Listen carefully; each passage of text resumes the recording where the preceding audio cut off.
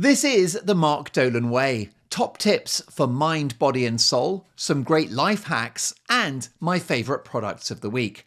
This show is available on all podcast platforms, or you can watch it. Just subscribe to the Mark Dolan Way on YouTube and join the Facebook group. Enjoy.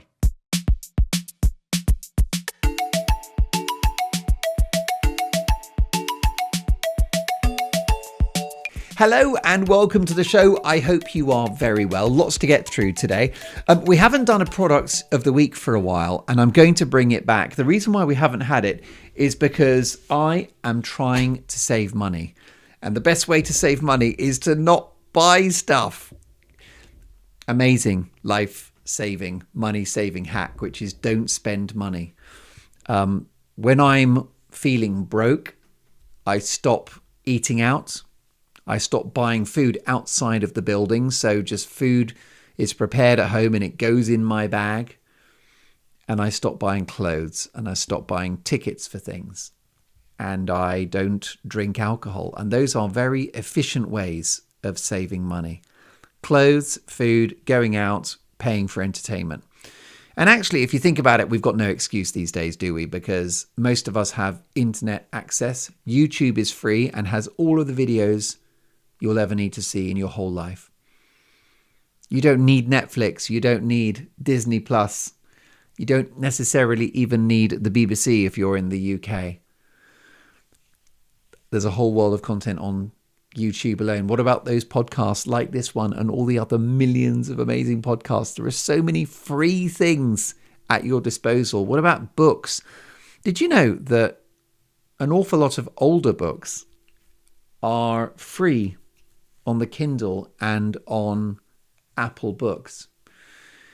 And it's because they don't have copyright anymore. So lots of classic texts are free. And some, which are just old but very good, like Charles Dickens, you'll get versions of Bleak House for like £1 or £2 on the Kindle. Then you've got secondhand bookshops and charity shops and thrift stores where books are cheap. So actually, not spending money is one of the first fixes when you're feeling a bit broke. But it's not great for the product of the week item on this program, for which I apologize, because I know it's very popular. So I'm going to bring it back. I'm thinking of buying stuff, trying it out, showing it to you, and then giving it back to the shop. And here's why, because the product still gets the publicity, doesn't it? This is a great platform with a loyal audience and a growing audience. And I won't actually use it. Do you know what I mean? If it's clothes, for example, I'm not just going to spend a week wearing that stuff and then give it back. I think that's unethical. I think that's wrong. But anyway, there is a plan to bring back product of the week. And I should go through my stuff and see what other bits and pieces I've got that I haven't talked to you about yet. I'll start with my story of the day. And this is not really a product, but actually you could argue it sort of is. It's not a very exciting one. 4 devices in the house which we know are going to break, I have insurance. So for example, the washing machine, we have a washer dryer. It's very good. But I found that every washing machine, and particularly washer dryers, they do break down from time to time, which is why I pay about £5 a month for this sort of ongoing warranty. And I think that's worth it because £5 a month is £60 a year. Over 2 years, that's £120. One visit from an electrician or a plumber to fix your washing machine is going to cost at least £120 if you include the sales tax, the VAT. Plus, what about parts? That wouldn't include parts. So you'd need parts, and maybe they need to make more than one visit, and there's labour, and there's this, and there's that. So there are a couple of devices in the house which I have got a sort of warranty on where you pay a few quid a month and you're protected. And I did that with the washing machine. We had a washer dryer. In the end, it stopped working.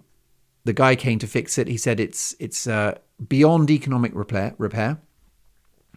So they'll have to send you another one. So what happened is I received a brand new washing machine. Because of this little insurance policy, I received a new washing machine and it was really good because it's got a big drum. It's got the biggest drum, which means you can put more clothes in. And it's better for the washer dryer Because if you've got a washer dryer, there needs to be space in the drum for the drying part of the cycle. So it's an AEG, and I got it for free. Well, I didn't get it for free because I've been paying a £5 a month to insure the the washer, the washing machine. But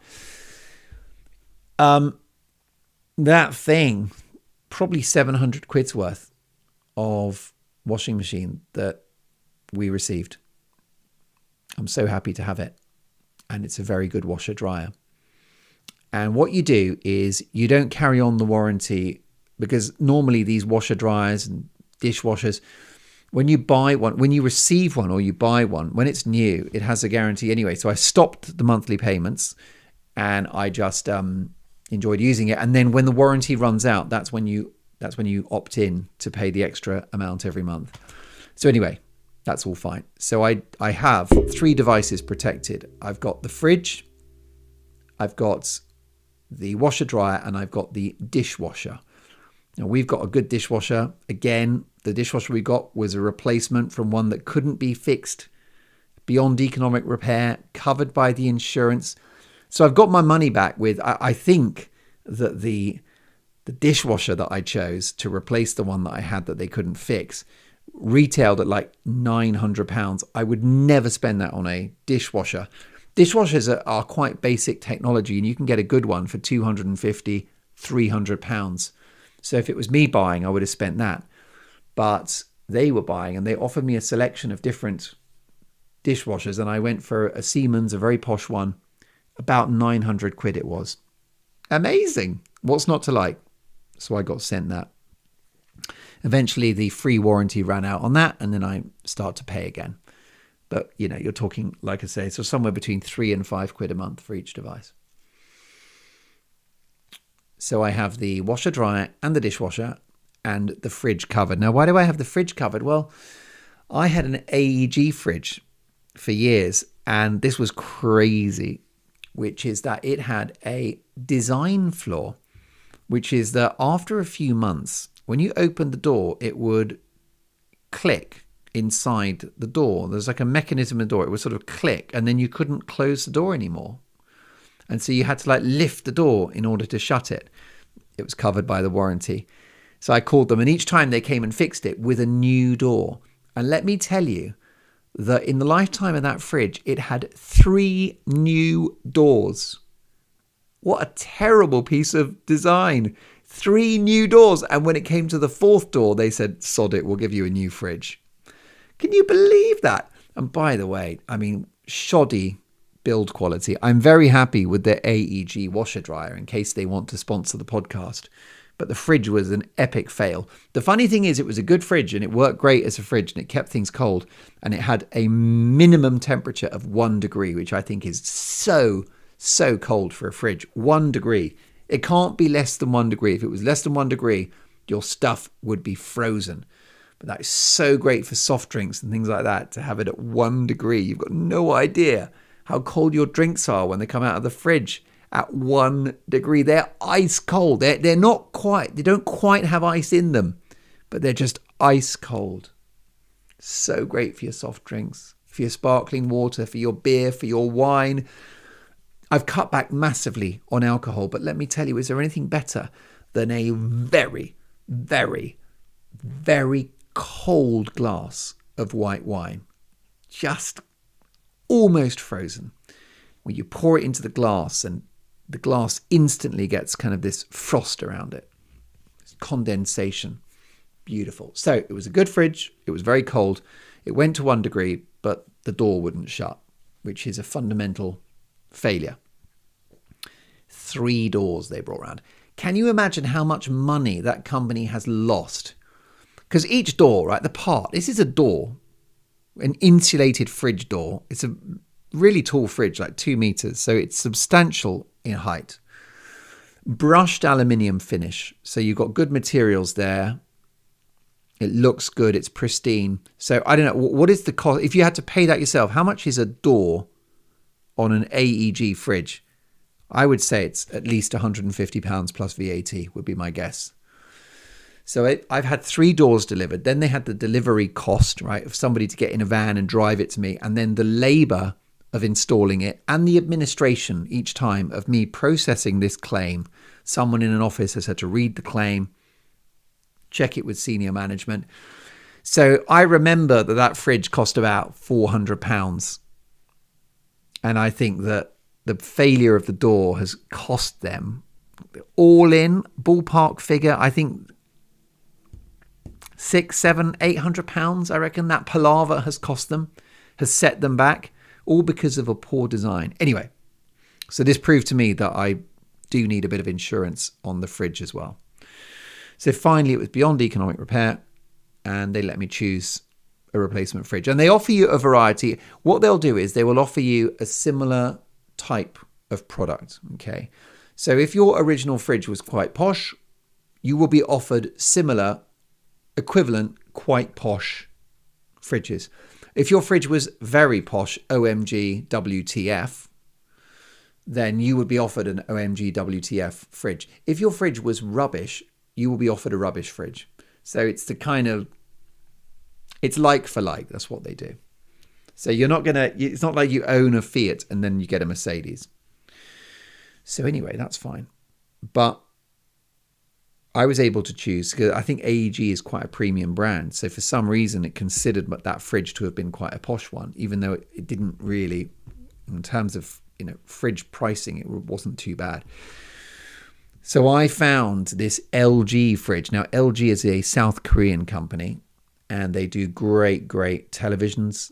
They do great fridges and freezers.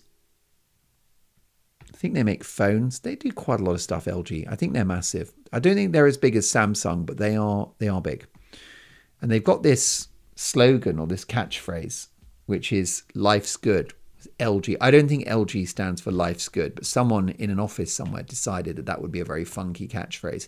Life's good. I'm not sure about that. It doesn't have anything to do with their products. Do you know what I mean? With Audi, it's like Vorsprung durch Technik. That means, what is it? Oh, crumbs. I've forgotten what it means now. Oh, no. And I'm supposed to speak German. Vorsprung durch Technik. Something through technology. That's what it is. But let's see. Vorsprung. Let's look it up. Oh, yeah, there you go. Come on, guys. Can you just please give me the answer? This is supposed to be the internet. Yada, yada. I'm reading The Guardian. They're being very slow to get to.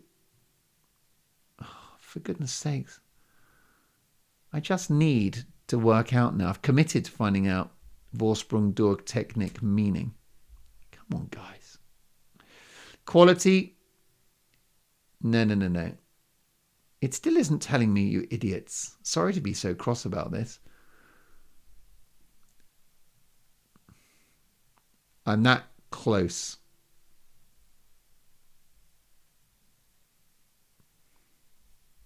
Vorsprung durch Technik.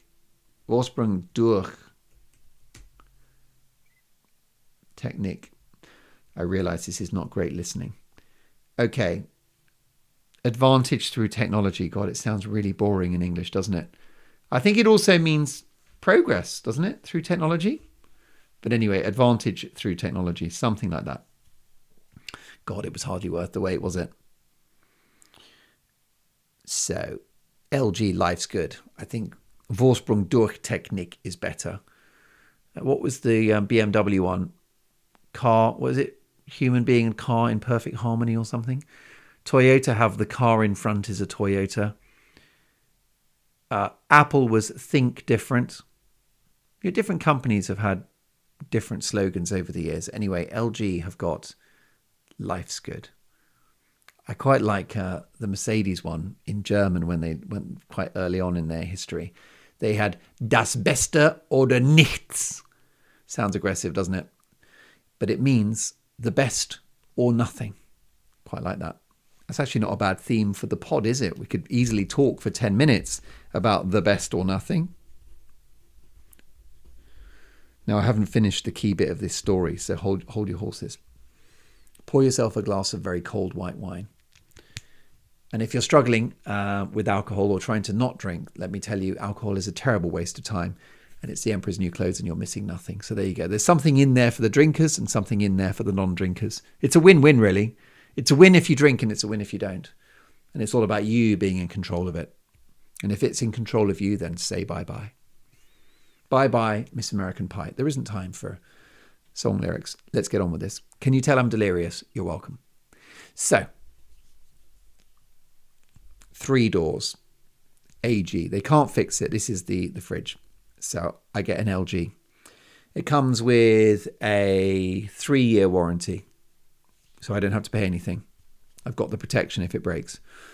And then after 3 years, I got a letter saying, would you like to continue the warranty for a certain amount of pounds every month? And I said yes. And it's lucky I did, because 4 years in, which was about a few weeks ago, I decided to address a couple of problems with the LG fridge. Now, the LG fridge is also very good. I'll tell you what's good about it.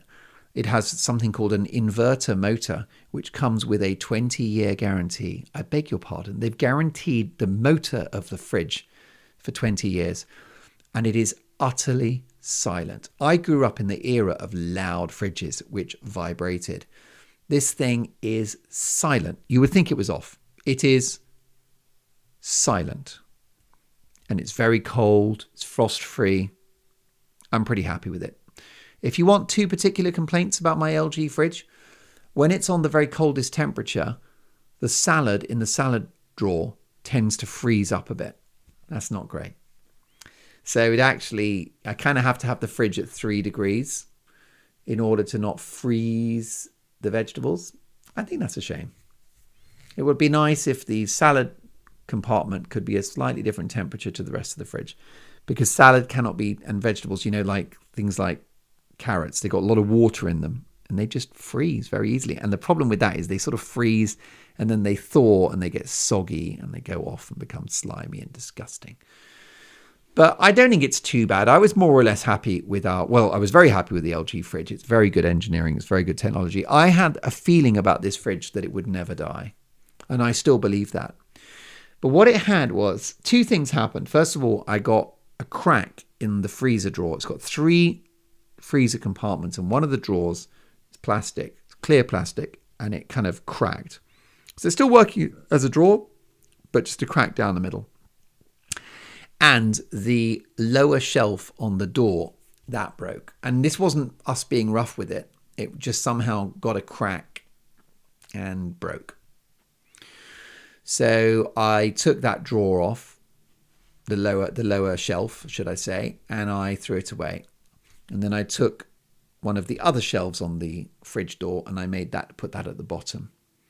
The problem with that is it's a shallower shelf, which means that if you've got a bottle of wine in there, or even a big bottle of water like a heavy bottle of water in a glass bottle, when you pull the door open, they just sort of tumble onto the floor because the shelf is too shallow. And the design of the lower shelf is that it's slightly higher to hold in big bottles.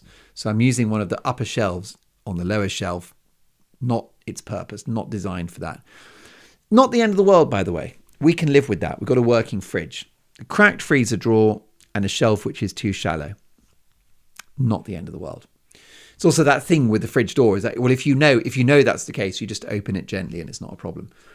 But, we've got the insurance on it. So I eventually got round to calling them and saying, hi, I've got cracked freezer drawer and I've got a shelf which needs replacing. And they said, yeah, what they'll probably do is the man, normally it's a man, will come and look at the fridge, take a note of the parts needed, and then they will courier those parts to you. So someone comes around, has a quick look, they confirm which parts they need. And let's be honest, this is not mechanical, right? This does not involve unscrewing the fridge, a very complicated piece of technology. This is just 2 parts that I can put in myself. I can throw away the broken bits and just put the new bits in. So that was the idea. Someone's going to come around, they'll confirm the job, confirm the parts, and then you will receive those parts through the mail. So I was looking forward to that, expected that. And then something extraordinary happened 2 days ago. I got an email and it said, we are sorry we were not able to repair your fridge. Now, this is an email. They've not been round. No one's been round. I've had no visit. They have condemned this fridge to the scrap heap because it has a cracked drawer in the freezer and it needs a new shelf for the door. So I'm being sent a new fridge. Right, this fridge is 3.5 years old, right? Maximum 4. I think it's less than 4 years old. It's a great fridge. It's got a 20-year inverter engine on it, which is silent. And they're going to throw it away. Now, I'm assuming the reason why I've been offered a free replacement is because they just don't have the parts. But I don't understand that, because I've looked online and the fridge, there are lots of, you can't get that fridge anymore, but there are fridges like it from LG, very, very similar. They look about the same to me, and I'm sure that their parts would fit in my fridge. But for whatever reason, this warranty company cannot get their hands on the parts and have replaced the fridge. Now, that is so inefficient. That's a huge loss for them. And the fridge works great. It's a terrible waste. And we did deliberate on, well, should we just refuse the new fridge? Because we don't want this fridge, which works perfectly well, to be thrown away. That's wrong. That's a waste. That's bad for the environment. Heading straight for landfill, because the company's not going to take the fridge and refurbish it, are they? Even though it's in mint condition. They're not going to do that. They're going to chuck it, because that is the world we live in. So we don't want it to go into landfill, but then could you resist a free fridge? If you've got a fridge which is 3.5, 4 years old and someone said, I'm going to give you a brand new fridge, would you accept that offer? Because I would. And the reason why is because a fridge, like any device, is finite. You know, it's subject to wear and tear. It will eventually stop working. And so I'm about to cash in and get a brand new fridge for precisely no money. I think it's a no-brainer, isn't it? I'd love to know how many of you would keep your slightly older fridge, which still works. I'd love to know how many of you would take the new one. But I'm guessing almost every one of you would take the new one. How could you not? How could you be offered a brand new fridge and not take? Now, if my fridge was a month old, I would not take a new one.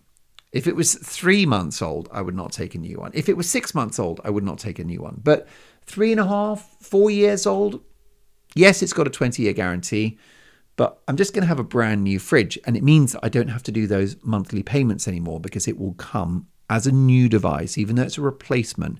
It's brand new. It's not refurbished. It is a brand new machine out of the box that they're offering me. And it will come with the manufacturer's guarantee, so I can stop those monthly payments and I'll have a new fridge. So anyway, you won't believe. So I've been looking at the fridges that they have offered. And there are a few LGs, which are very similar to the one that we've got, which I'm perfectly happy to take. And they are retailing at anywhere from 5 to 750, 800 pounds. Can't complain. But what I did is I went through every single fridge option and I just thought, I'm going to find the most expensive one, because they're all free. It's all free. It's just my choice which one I get. And I want to get is that wrong? You want to get the most expensive one, don't you? So I found one, and it's a Samsung. Do you want to know how much it's retailing for at the moment? The fridge that's about to come, that I'm paying nothing for, to replace a fridge that works perfectly well. No word of a lie. Are you ready? £1,350. I didn't know that you could spend that much on a fridge. And it's not one of those fancy American fridges with the 2 doors that makes ice. It's just a tall fridge. But it is good. It's got a 70-30 split. We've talked about that in a previous podcast, about how important it is to get the ratio right. What you don't want is you don't want 50-50, especially if you've got a big family. Because a 50-50 fridge freezer means that half your stuff is frozen. Clues in the name. And it means you then have this pokey little small fridge which is crammed and overflowing. So it's a good ratio. It is got a matte black finish. And it's £1,350. So I jumped straight on it. I'm taking it. And I have overcome my ethical concerns, then do you want to know why? How have I solved the problem of throwing away a perfectly good fridge? The answer is I'm not going to throw it away. I'll tell you what would be nice. Do you know what would be nice? What would be nice is to have such a big home that the fridge could just go somewhere else in the house. How good would that be? I do not have space for a second fridge, but how good would it be? Imagine if you were like one of those people, like a kind of retired footballer in a mansion or like a rock star, and you can just put the slightly older fridge that could just go. That could be like the beer fridge in the snooker room, couldn't it? How good would that be? A beer fridge, a 2-meter beer fridge in the snooker room. Beer, soft drinks, and very, very, very cold white wine. I do think this episode is going to get a lot of you drinking, and I feel like that's really bad, and I want to apologize because I'm making that white wine sound so good, aren't I? Ice cold. By the way, if you are struggling with, like, if you're not struggling, but if you're somebody that thinks, oh, I want to cut back on my drinking, here's what stops me having the white wine. I know if I have it, I'll be tired tomorrow. So you're basically borrowing from tomorrow. It's like an energy credit card. Tomorrow you're going to be a little headachy, a little off the pace, a little jaded. So, as with anything, you just think of the positives of, I'm going to wake up tomorrow and I'm going to feel refreshed and good. And if I have that white wine, I probably won't.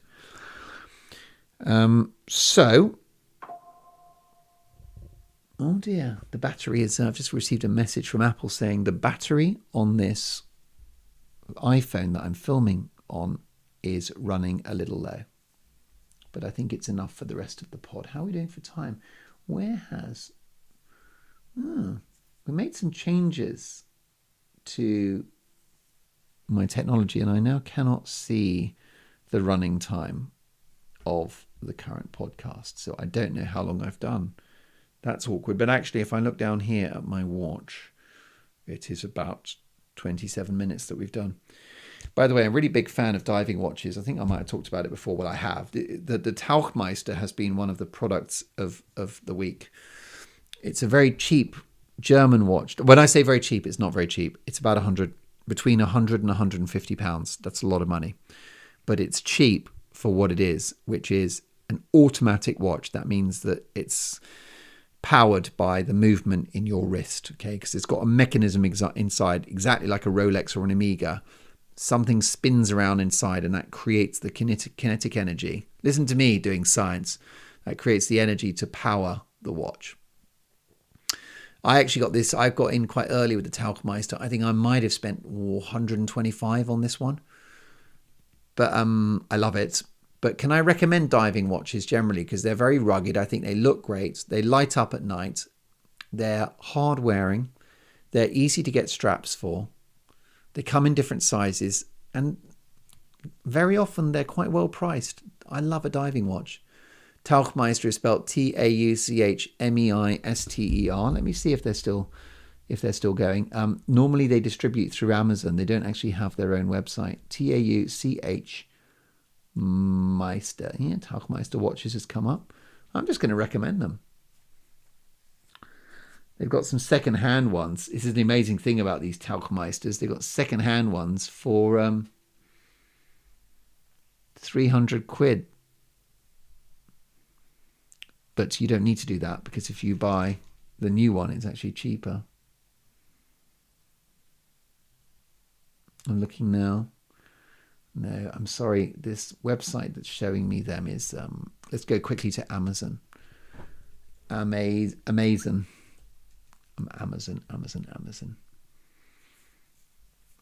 All right, here we go. Amazonian rainforest. Tauchmeister. Let's see if it's in there. You guys don't have time for this. Tauchmeister watches.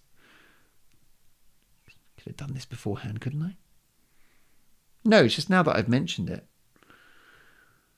Yeah, they're selling them 168. You see, that's inflation. They've gone up. But I actually can't find any Tauchmeister diving watches. Let's quickly check eBay. No, because you might want to just get one. They're really good. You can look it up after the show. I'm going into eBay now. The good thing about eBay is it's global. So because this show is global, we're listened to all over the world. Tauchmeister watch. Here we go. Let's see if they've got some Tauchmeisters.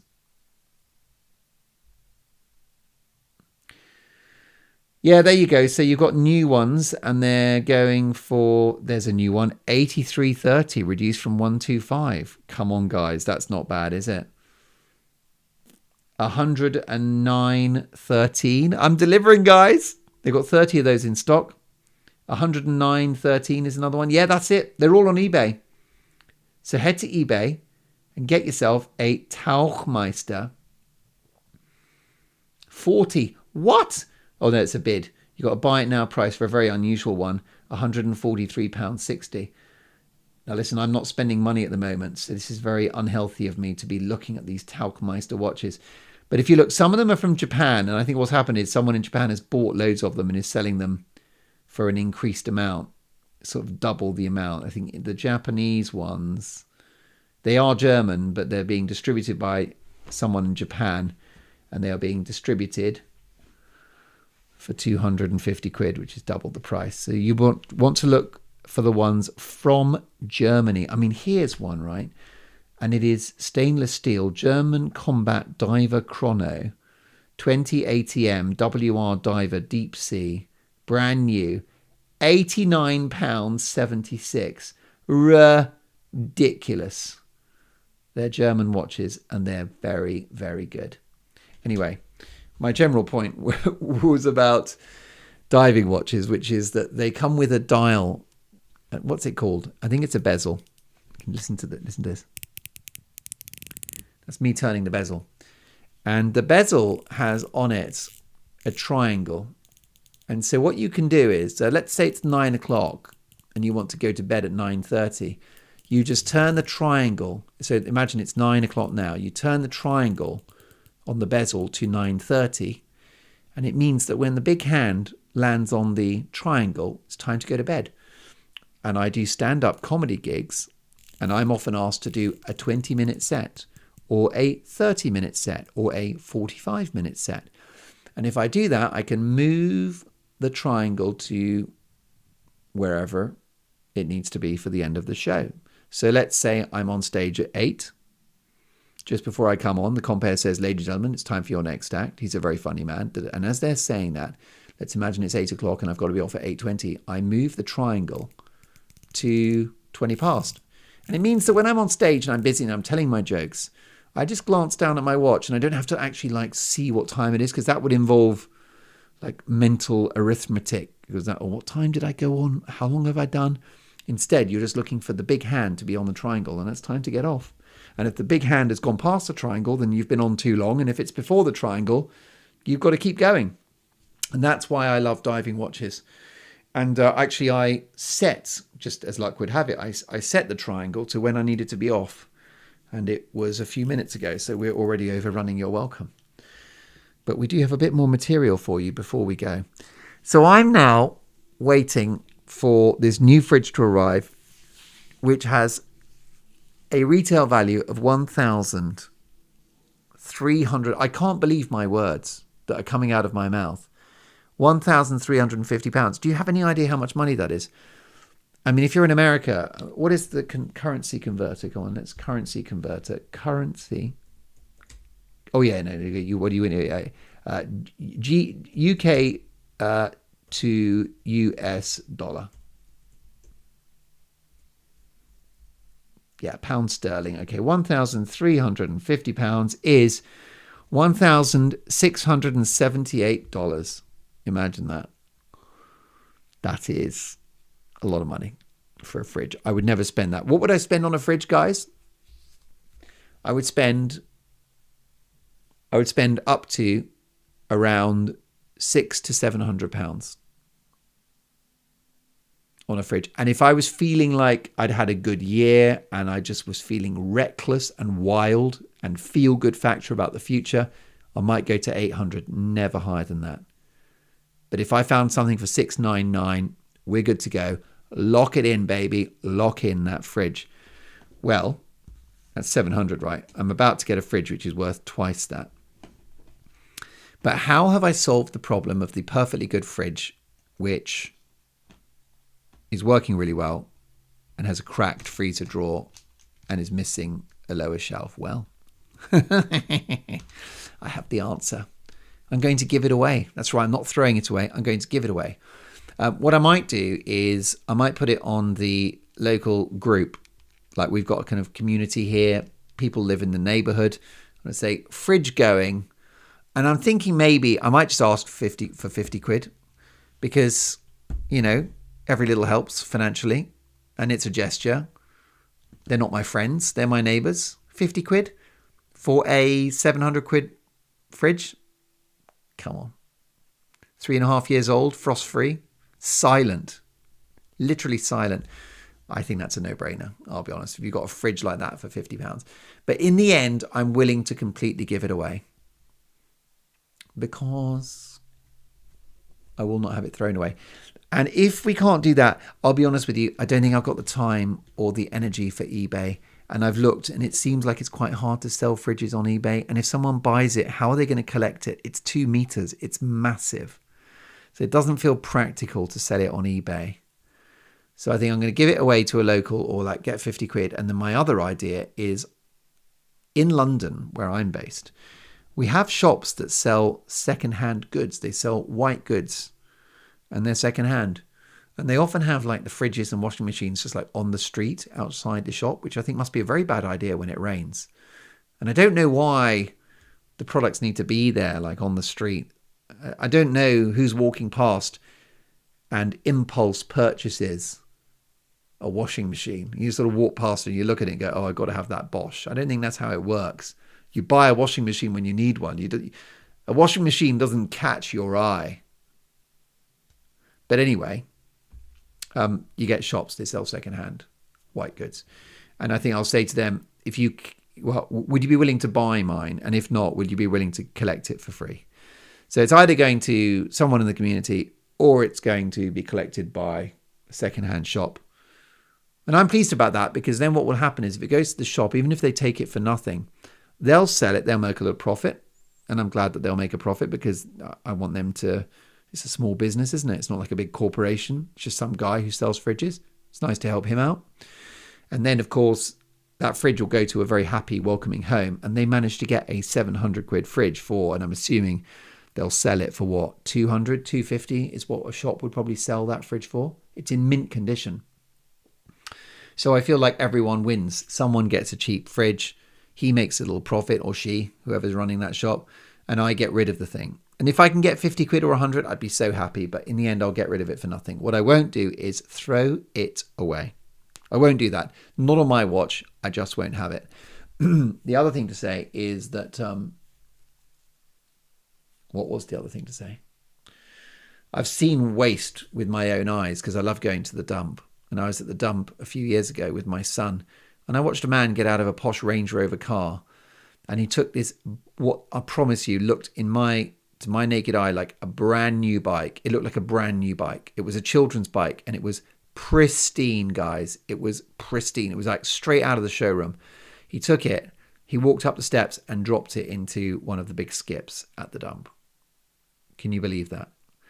And he drove off. Well, I was in that skip like a gazelle. Now, you're not supposed to collect things from the dump. You're supposed to bring things to the dump. You're not supposed to collect them.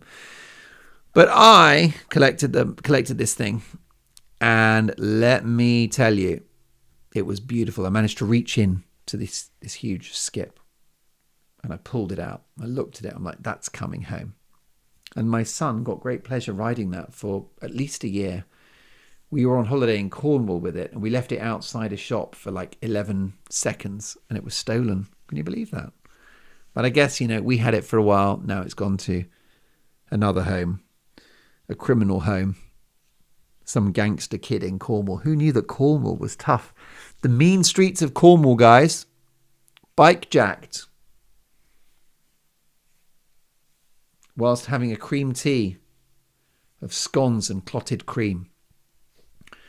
So there you go. So that is the saga of the fridge. Isn't that wild? I'll let you know. Maybe this is going to be the first episodic podcast where I'll let you know what happens next with the fridge, what the latest drama is going to be, because surely the drama doesn't end there.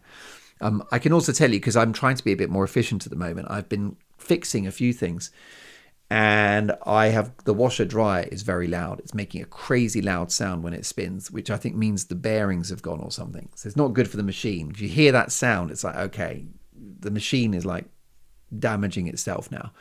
So that's covered as well. So I've got a guy coming to see that on Monday, and I'm predicting that he'll fix it, because they've generally always fixed. That machine's been seen a few times and they've always fixed it. So I think they'll probably try to fix it again. But if not, maybe there's a new washing machine coming as well. Imagine that. Imagine. But I don't want to be greedy, because greedy is very unattractive. Now listen, shall we power through a few bits and pieces before I go? What time is it? 8 minutes past 9. Getting started is the hardest thing, isn't it? And 2 episodes ago, the show was in 2 parts. I think it was 2 episodes ago. Or was it the last episode? Should we check? Oh, does it matter? Let's check anyway. Come on. Let's do this properly. Yeah, it was the last episode. The last episode was in 2 parts. And what happened is I had like a 15-minute window in my day. And there was, before then, needing to go off to work. And there was nothing. No, not to work. I had an engagement, but it's a window of time. And I thought, why don't I start the podcast? Now, generally, I like to do the podcast from beginning to end and really get lost in it and really talk to you and freewheel. But it was a busy week. And I just thought, well, look, I've got this window of time now. I'm going out in a minute, leaving the house in a minute. And I'm not going to be productive with this time. I'll sat on the sofa, doom scrolling on Facebook or something, watching videos that are algorithmed to entertain me. So I won't be productive. So I thought, well, I've got this dead time. It's dead time, isn't it? That's what it is. It's dead time. So I thought, I'll use this dead time and I'll just start the podcast. So what I did is I recorded about 10 minutes and then I stopped. And then I went back to it days later. So it was in 2 parts. I was dressed completely differently if you were watching it on YouTube, for the first part of the pod to the second. But I was so happy that I'd started it, guys, because it meant that when I went to finish it, I was actually really busy when I finished it. But I just thought, well, you know what, I've done 10 minutes. I only need to do 20. And it was such a comfort to know that I'd already done 10 minutes.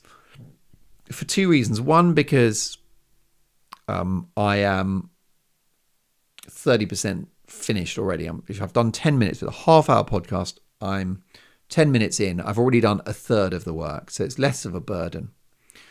And then the other reason why I was so pleased is because I thought the podcast has been started, so I don't have to start it. I don't have that blank page. I'm 10 minutes in. Graham Greene, I think it was, used to do that, where what he would do is he'd do his writing, and at the end of his writing day, he would leave the last sentence unfinished, so that when he started work in the morning, he had the easy task of just finishing that last sentence, because that's kind of easy to finish. Mildred went upstairs in order to, you're just going to finish that. And then once he's finished that sentence, bang, the wheels are in motion and he's got started. So it was really handy. It was a great life lesson to start the pod and get a third of it done. And so this is my little message to you about getting started is the key thing.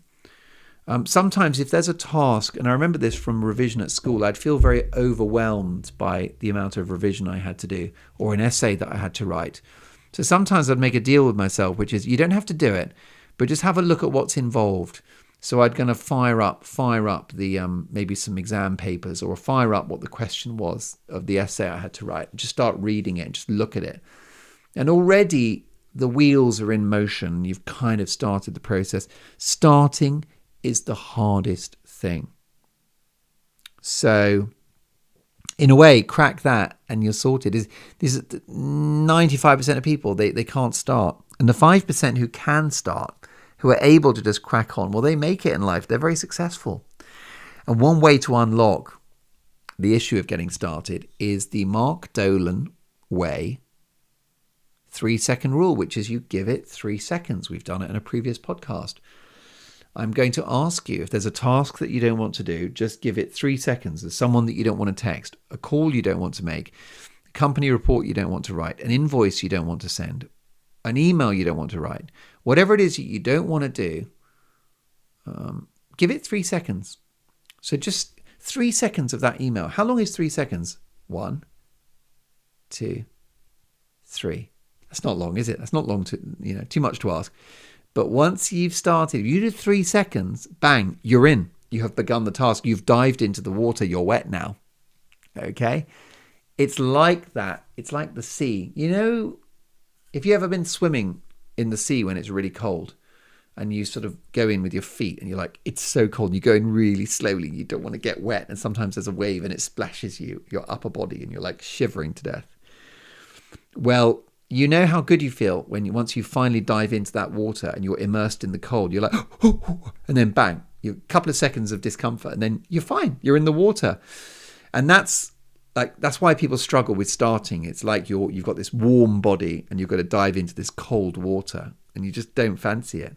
But once you're in the water, you're fine. You're in the water. You're acclimatized. And it's the same with any task. And that's why 3 seconds works. So let's say it's an email to a boss and you're like, you don't want to send that email. 3 seconds, we just go, Dear Steve, I am writing to say that, that's it, that's 3 seconds.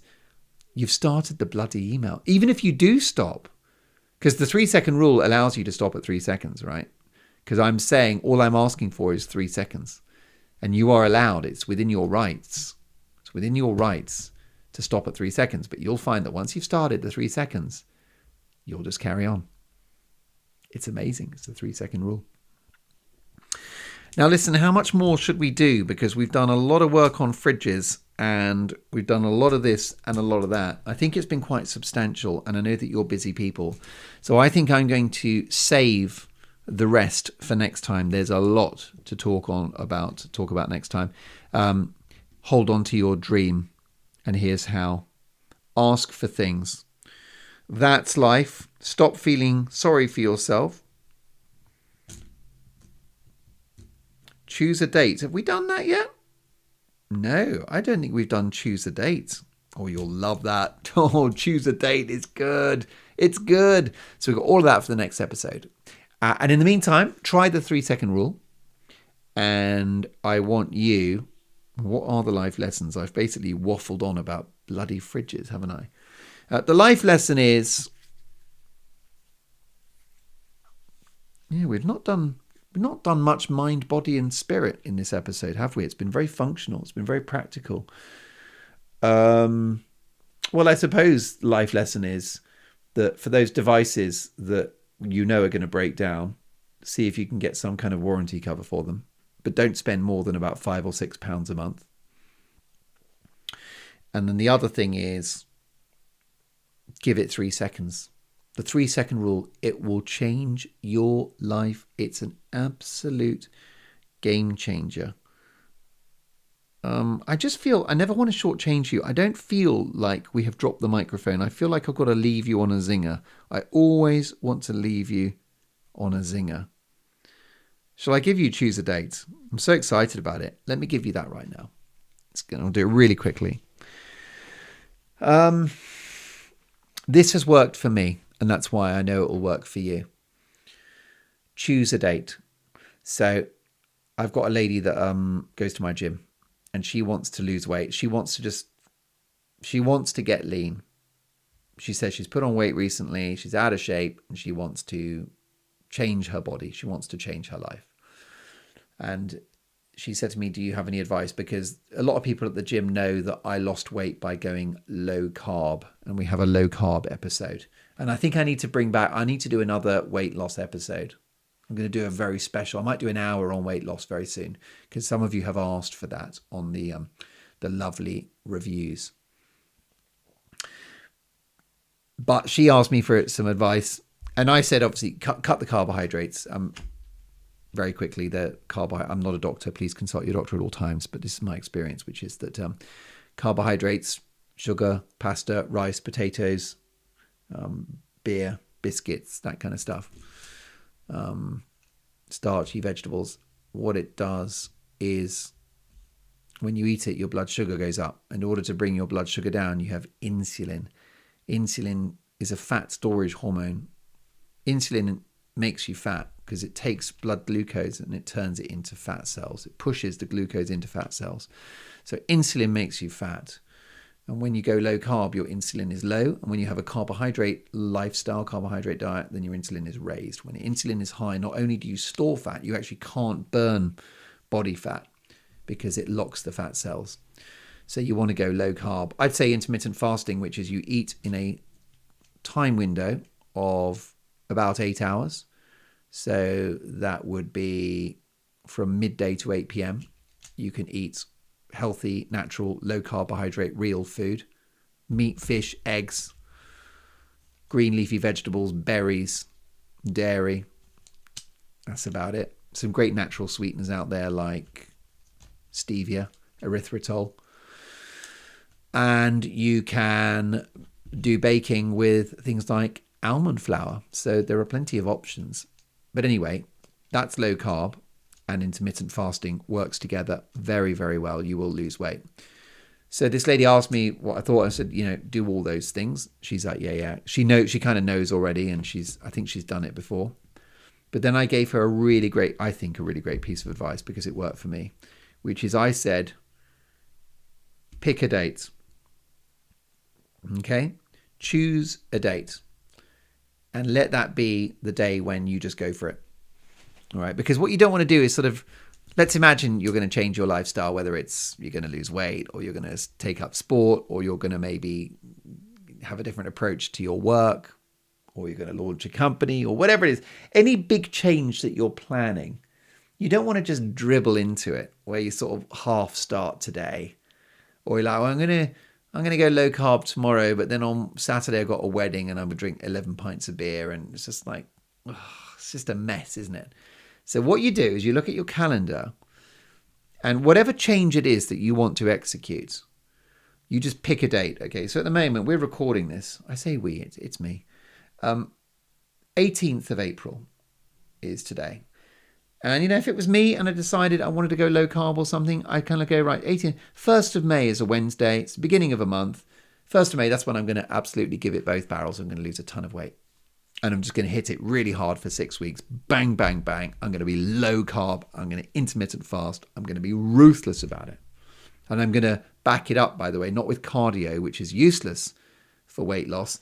I'm going to do weightlifting because lifting heavy things slowly to failure is really good for weight loss because it drags the stored glycogen of your muscles, which is a sugar, drags the sugar out of your muscles, and it puts you into a very low insulin state, and you can just absolutely shed that body fat.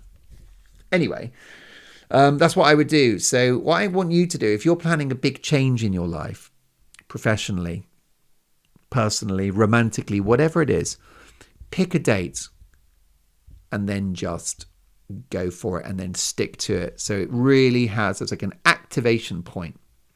A bit like your New Year's resolutions. That's the 1st of January. You go bang. And actually, let me tell you that yesterday was one such day for me because I've decided to be really proactive about a few things professionally, which I've kind of just been treading water a bit. I decided to go for this hardcore work protocol. And I started yesterday and I've been doing it every day and I've got a chart on the wall behind me. And that was just, I decided, right, you're going to, so just, I'm being a bit abstract, aren't I? I want to do more stand-up gigs. So I've been hitting the phones and the email every day since yesterday, since yesterday. It's today and yesterday. But it's an everyday thing now and I've got a little chart to remind myself, have you approached somebody about doing a gig? And also writing new material. So anyway, that was yesterday, the 17th. I picked a date. So whatever it is that you want to change in your life, Whatever it is going to be a big sort of overhaul that you're doing. You want to be a different person. You're dreaming of being, there's a person you want to be, and you're not that person right now, and you want to become that person.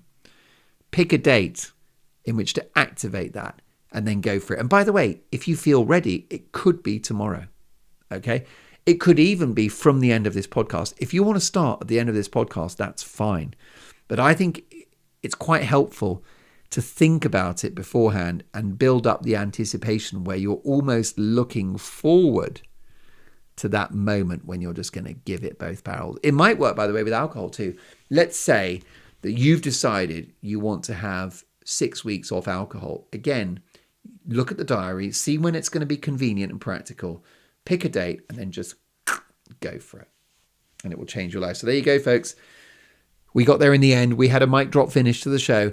Pick a date. Any change that you want to exact, find a date in the diary and make that D-Day. Be looking forward to it. That is the day. Tell people a week on Wednesday, bang, I'm going to be a non-smoker, or I'll be a non-drinker, or I'm going to be this, or I'm going to be that, or I'm going to be the other. I'm going to start meditation, or I'm going to think positively, whatever it is. And what is the common denominator of all of this? It is change. It's all about change. Because change is how we evolve. It's how we get better. And if you pick a date, that is your change moment, okay? That is the moment when you decide, I'm going to be the person that I want to be. Go and have a great week. Pick a date for change, and I'll see you in a week's time with all of the latest about the fridge. Thanks for watching and listening. Please tell your friends, please tell your family, please give me an honest review, and I will see you in 7 days' time. Goodbye.